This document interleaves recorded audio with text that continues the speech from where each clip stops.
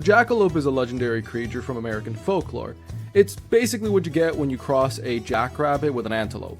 This very oddball has been part of American West stories for ages, and it's as weird as it sounds. In the early 20th century, tales of the jackalope started popping up. According to legend, these creatures are not just weird looking, they're also pretty sly. They're famous for mimicking human voices.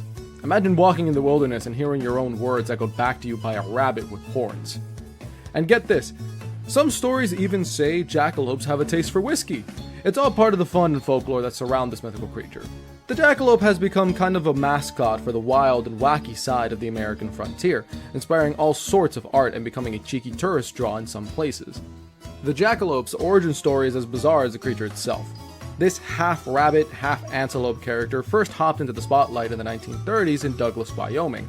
Two brothers, Douglas and Ralph Herrick, who were pretty handy with taxidermy, one day decided to attach deer antlers to a jackrabbit's carcass. But this wasn't just some random project. The jackalope actually tapped into a rich vein of folklore that loves mixing up animals into new mythical creatures. In the American West, where tall tales and larger-than-life stories are a tradition, the jackalope fit right in. It was like the frontier's version of a meme. Fast forward and the jackalope turned into a local legend and tourist magnet. You can find jackalope postcards, statues, and even stories about sightings. It's a classic case of American imagination running wild, turning a taxidermy experiment into a cultural icon that still gets laughs and curious glances today. Sure, the jackalope isn't real, but it's a cool example of how wild tales can take on a life of their own.